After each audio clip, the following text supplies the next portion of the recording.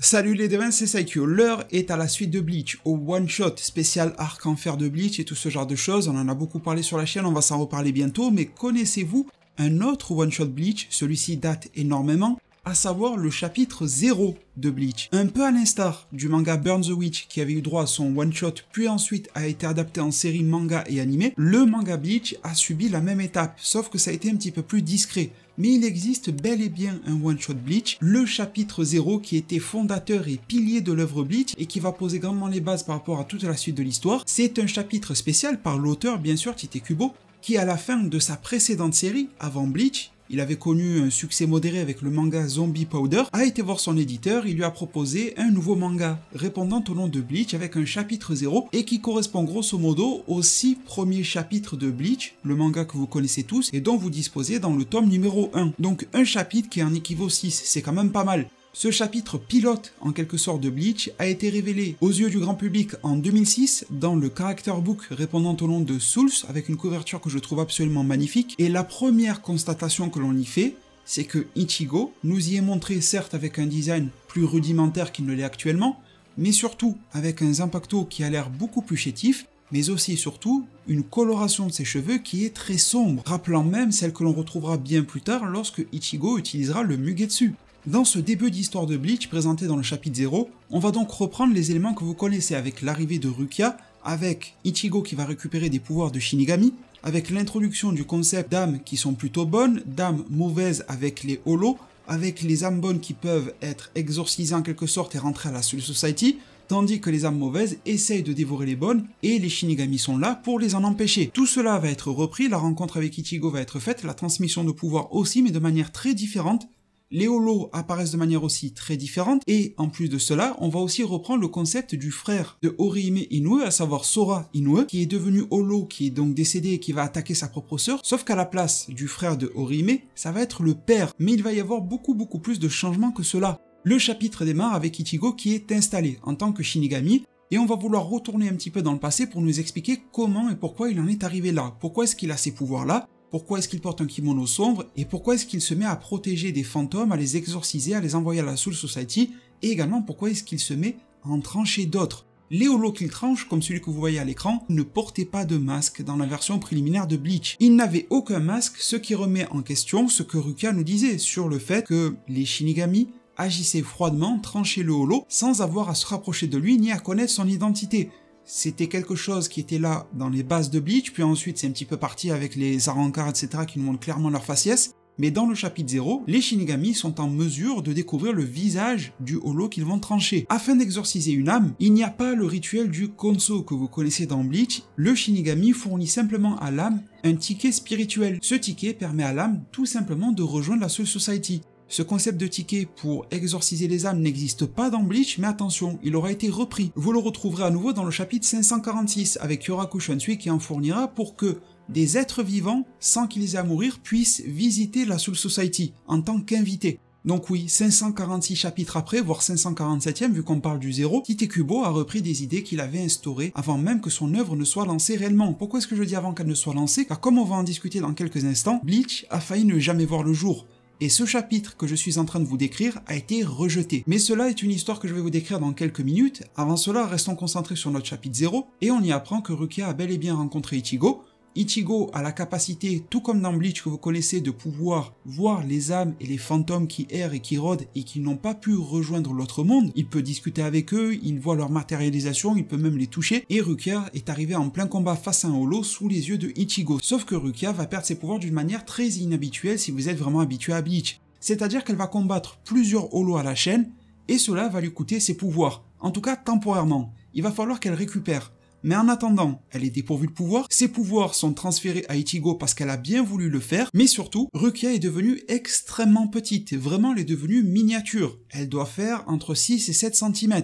Donc on a ce petit côté de Rukia qui va squatter chez Ichigo, mais elle sera moins invasive vu que physiquement elle prend son bain dans une tasse de thé. Cela met la part belle à l'humour et on a également Rukia qui peut se glisser dans les vêtements de Ichigo pour venir l'assister, pour venir observer, le conseiller. On ne sait pas si ce concept devait être adapté à tous les Shinigami. Imaginez qu'un Zaraki Kenpachi se bat trop, utilise trop de son Reiatsu et devient miniature. Ça aurait pu être adopté et adapté à toute la Soul Society, allez savoir. Et maintenant que Ichigo est devenu Shinigami, on remarquera que sur les vêtements de Rukia, sur son kimono plus précisément, il y a une flamme, celle que vous connaissez bien qui représente le monde des âmes, que sur le vêtement de Ichigo, il y a une étoile. Est-ce que l'étoile représente le Shinigami remplaçant? Est-ce que l'étoile représente une forme de sous-division? On ne sait pas, mais en tout cas en parlant de division, Rukia est annoncé comme un personnage de la 3e division et non de la 13e. Toujours dans le lot des différences, et vous allez voir que Tite Kubo a fait avec son chapitre 0 un foreshadowing absolument incroyable, la Soul Society, le Gotei 13, ne portait pas exactement le même nom. Alors certes, les Shinigami étaient appelés Shinigami, mais la Soul Society était appelée la Force Spéciale Régionale d'Extrême-Orient, en anglais de l'Est. Cette notion de points cardinaux avec l'Est est forcément là pour nous rappeler aujourd'hui que la division Ouest existe de la Soul Society dans Burn the Witch, avec Londres et Rivers London. Il est alors très fort possible qu'à l'époque même où Tite Kubo a introduit dans son chapitre 0 la notion de points cardinaux et de localité de la Soul Society, avec l'Est par exemple et le Japon, qu'il avait déjà en tête le propos d'ajouter une division de la Soul Society venant du nord de l'Ouest. C'est une idée qui aura mis énormément de temps à germer, on l'aura vu avec Burn the Witch qui n'est arrivé qu'en 2018, tandis que le chapitre 1, et non pas le chapitre 0, le chapitre 0 est encore plus ancien que le premier de Bleach, est sorti en août 2001, soit au minimum 17 ans d'écart, et malgré tout le foreshadowing est là. L'humour dans le chapitre 0 est extrêmement présent, voire omniprésent, peut-être même un petit peu plus présent que dans l'œuvre originale Bleach, mais bon, c'est vrai que Bleach n'en manque pas d'humour, et là où un gros changement aura lieu, c'est qu'un personnage phare de l'œuvre va mourir dès le premier chapitre, avant même le premier chapitre, que dis-je, dès le chapitre 0, avec Orihime Inoue qui est mort. On retrouve son fantôme qui fait face à son corps physique, qui se demande ce qui vient de lui arriver, elle ne comprend pas, elle finit par déterminer qu'elle est décédée mais ne sait pas réellement comment, elle suppose qu'elle est tombée des marches qui menaient vers le temple. Ichigo et Rukia apprennent la nouvelle, ils vont donc faire le nécessaire pour aller l'exorciser, mais surtout on y apprend plusieurs choses. On y apprend que Ichigo et Orihime sont partenaires de classe, mais surtout que secrètement, ils s'aiment. Ichigo ne va pas trop faire dans l'émotionnel, ni même Orihime en réalité, mais les deux cachent profondément leurs sentiments l'un pour l'autre, et Ichigo a la dure et lourde tâche de l'envoyer vers la Soul Society. On y apprendra que dans le chapitre 0 de Bleach, le taf d'un Shinigami est de venir couper la chaîne du destin. Vous savez, c'est cette même chaîne qui dans Bleach ne doit absolument pas être coupée.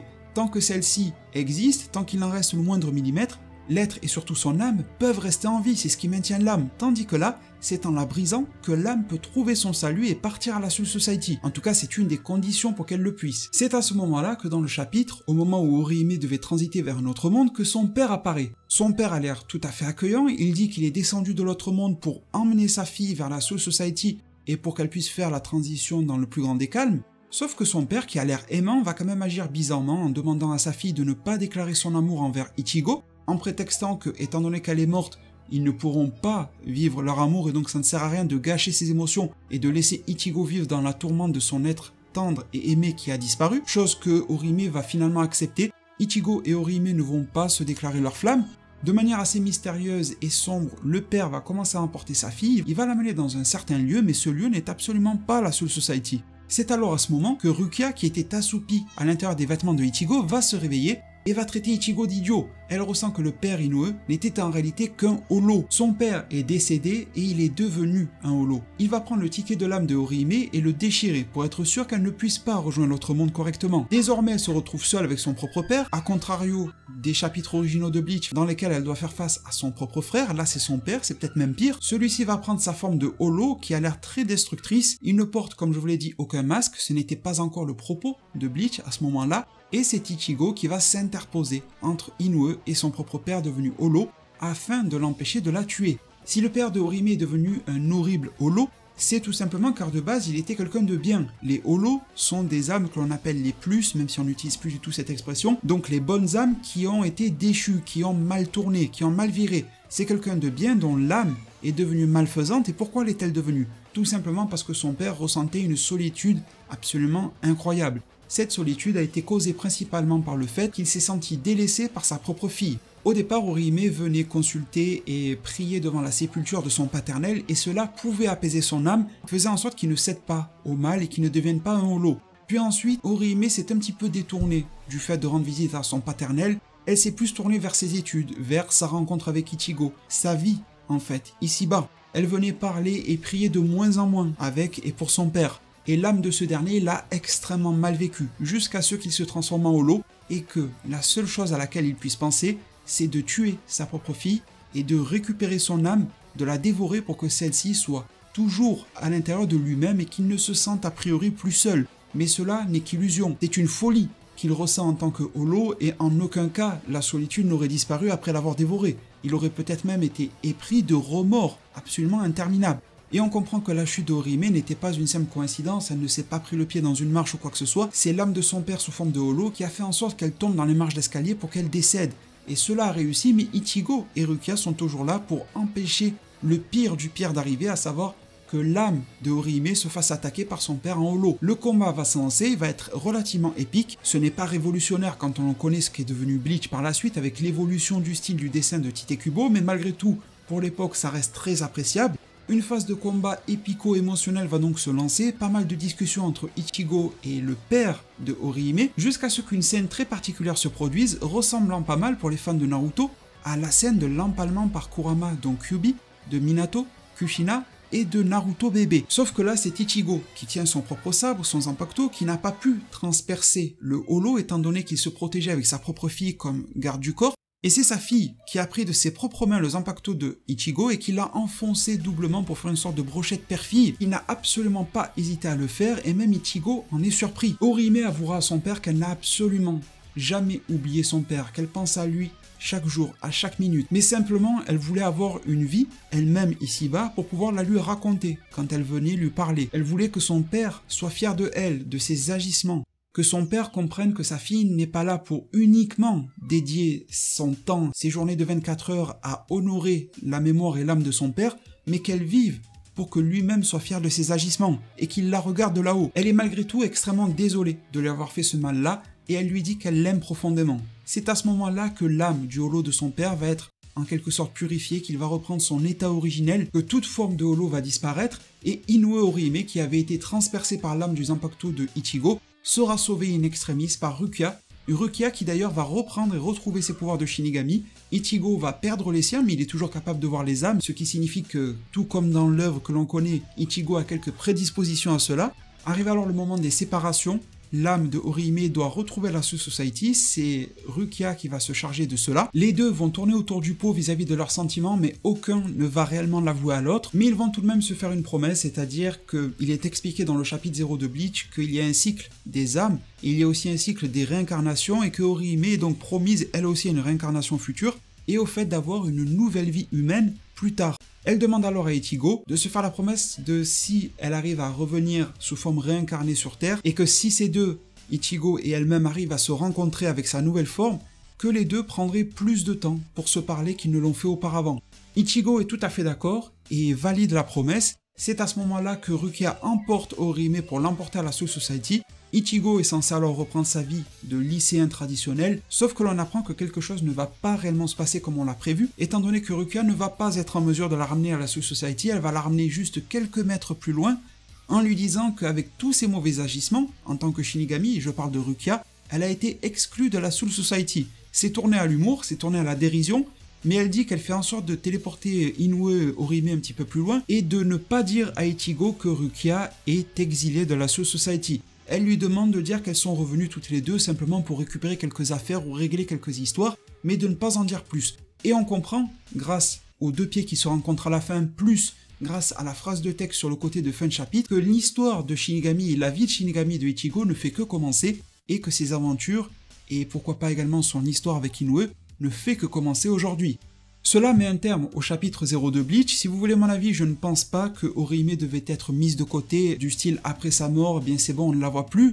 Je pense qu'elle aurait été exploitée, mais différemment de ce que l'on connaît originellement dans Bleach. Je pense qu'il y aurait eu quelque chose pour la ramener peut-être dans le monde des vivants, pour accélérer sa réincarnation, pour faire en sorte que ça soit l'âme de Ichigo qui côtoie l'âme de Orihime, avec Kisuke Urara, qui aurait pu lui fournir un corps artificiel pour qu'elle reste ici. Je pense qu'il y aurait quelque chose pour que ces deux-là reste un couple comme ça l'a été dans l'œuvre Bleach originale. Vu ce qui a été dépeint ici, vu que c'était un chapitre pilote, je pense clairement, voire peut-être même plus, que l'histoire d'amour entre Ichigo et Orihime aurait dû être au centre de l'œuvre que ça ne l'a été réellement.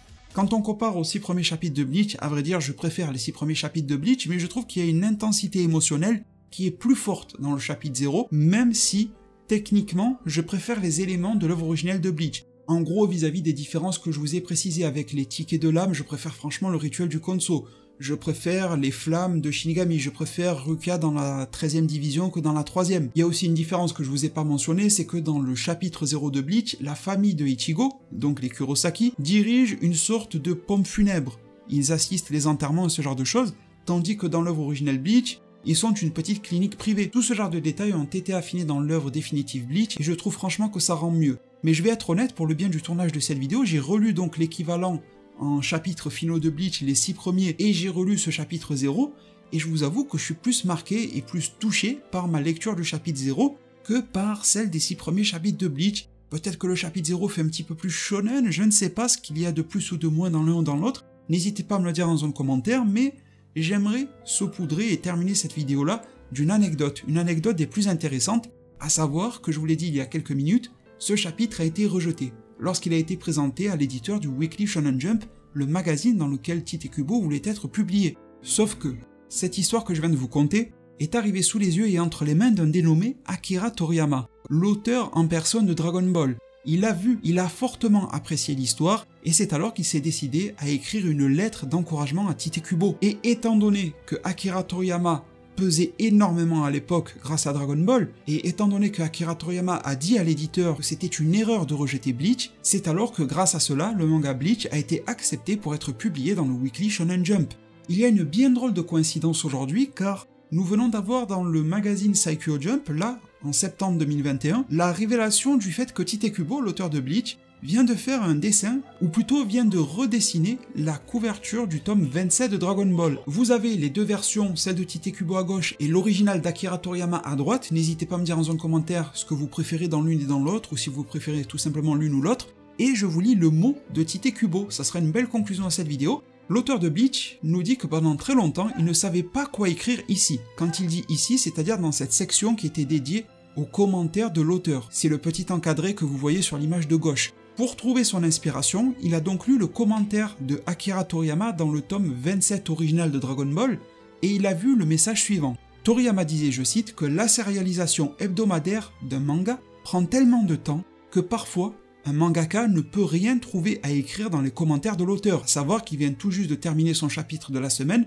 qu'il doit l'envoyer à l'éditeur, il n'y a plus le temps de se creuser la tête pour mettre un mot pour les fans. Et Tite Kubo est entièrement d'accord avec cela. Tite Kubo a aussi remarqué une phrase d'Akira Toriyama dans laquelle il disait que son éditeur était celui qui avait écrit les commentaires de fin de chapitre pour lui, à sa place. C'est une technique que Tite Kubo aurait aimé savoir, de déléguer le mot pour les fans à son éditeur lorsque lui-même publiait sa série. Et il termine en lui disant que cela est un élément parmi tant d'autres qui montre à quel point Akira Toriyama est vraiment incroyable. Je trouve qu'une belle boucle est bouclée avec ce message-là, j'espère que malgré tout il y aura d'autres boucles qui vont s'ouvrir et que la relation plus qu'amicale et cordiale entre ces deux va se perpétuer. J'espère aussi surtout que l'on pourra apprécier pendant très longtemps des œuvres telles que Bleach qui est en train d'amorcer son retour avec l'arc de l'enfer. J'espère aussi que l'on pourra apprécier pendant très longtemps l'œuvre Dragon Ball Super qui bat plus ou moins son plein en ce moment, même s'il manque l'animé. J'espère de tout cœur que cette vidéo vous a plu, qu'elle vous a informé, qu'elle vous a diverti. Si c'est le cas, n'hésitez pas à mettre un maximum de pouces bleus. Dites-moi dans un commentaire si vous connaissiez déjà le chapitre 0, surtout si vous l'aviez lu. Est-ce que vous préférez l'histoire des chapitres 1 à 6 de Bleach ou le chapitre 0 ? Pensez à vous abonner, à activer la cloche des notifications. Prenez tous extrêmement bien soin de votre futur. Et à plus pour de prochains arts divinatoires.